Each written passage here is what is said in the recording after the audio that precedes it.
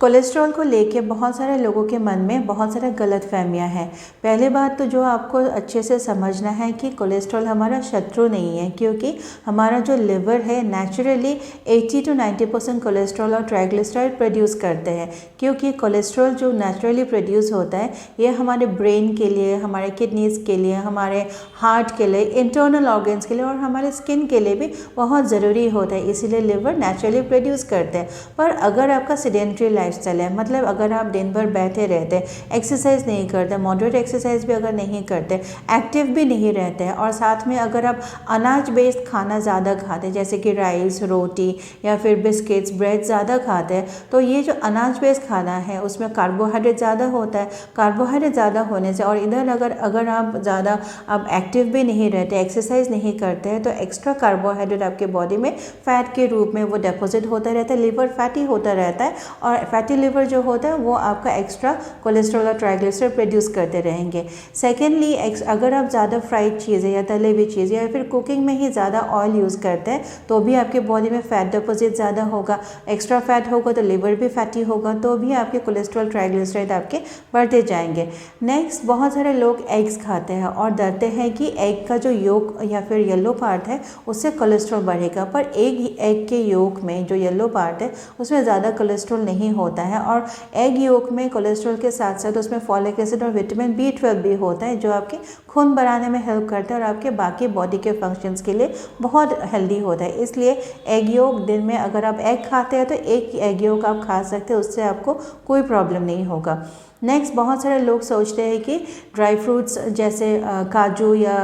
अखरोट में जो फैट होता है इससे भी कोलेस्ट्रॉल बढ़ेंगे, पर ड्राई फ्रूट्स यानी कि जो अखरोट में या फिर आमंड्स में जो फैट होता है वो गुड फैट होता है, उससे आपका कोलेस्ट्रॉल नहीं बढ़ेगा। लेकिन अगर आप ज़्यादा खाएंगे तो एक्स्ट्रा एनर्जी आपके बॉडी में आएंगे और एक्स्ट्रा कैलोरीज आएंगे, इससे आपके बॉडी में फैट डिपॉजिट होगा, इससे फैटी लिवर हो सकता है, पर इससे कोलेस्ट्रॉल का प्रॉब्लम डायरेक्टली नहीं होता है। पर अगर लिवर फैटी हो जाएगा तो आपका कोलेस्ट्रॉल ट्राइग्लिसराइड बढ़ सकता है। लेकिन साथ में ये भी है कि कोलेस्ट्रॉल सिर्फ और सिर्फ मीट और फिश से ही आपके बॉडी में आता है, प्लांट सोर्स में कोलेस्ट्रॉल नहीं होता है।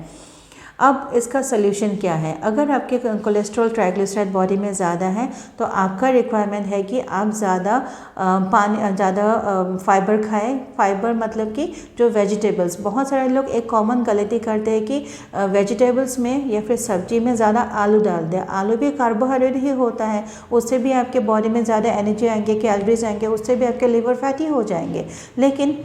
वेजिटेबल्स या सब्जी के बाद जब करते हैं, आलू को छोड़ के बाकी जो भी हाई फाइबर वेजिटेबल्स होते हैं जैसे कि आपके भिंडी हो गए या फिर आपके बीन्स हो गए या फिर गौर की फली है, पत्ता गोभी है, साग है, जिसमें ज़्यादा फाइबर है, वो आपके कोलेस्ट्रॉल को घटाने में हेल्प करते हैं। क्योंकि जब यही फाइबर, जब ये सब्जी आप खाते हैं, ये फाइबर हमारे जब इंटेस्टाइन में जाता है एक जेल फॉर्मेशन करते हैं, जिससे वो बॉडी में जो ये फाइबर जो कोलेस्ट्रॉल आपकी बॉडी में आता है फूड से आता है उसको होल्ड करके रखता है। फिर जब आपका मोशंस क्लियर होता है, जब आप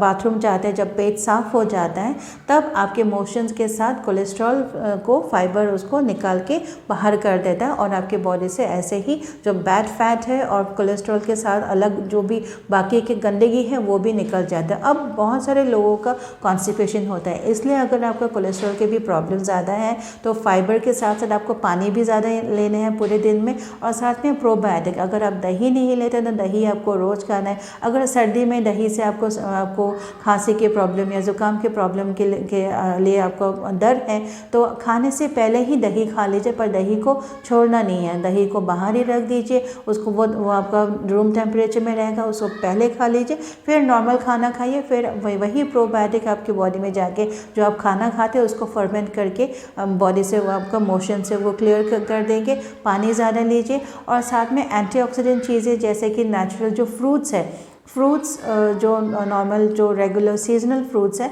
उसको आपको रेगुलर बेसिस पे एक टाइम तो आपको 2-3 वैरायटीज़ के फ्रूट्स खाना चाहिए। पर अगर आप जो ज़्यादा स्वीट है, जो मीठे फ्रूट्स है जैसे बनाना है, मैंगो है, इन सब चीज़ों का अगर आप ज़्यादा खाएंगे तो भी उसमें जो फ्रूट शुगर्स होता है उससे भी आपके लिवर में फैटी डिपोजिशन होता रहता है, उससे भी आपका कोलेस्ट्रॉल और ट्राइग्लिसराइड बढ़ सकता है। आई होप कि इस वीडियो से आपको बहुत हेल्प होगा। सबके साथ ज़रूर शेयर कीजिए, लाइक भी कीजिए, कमेंट भी कीजिए। Thank you.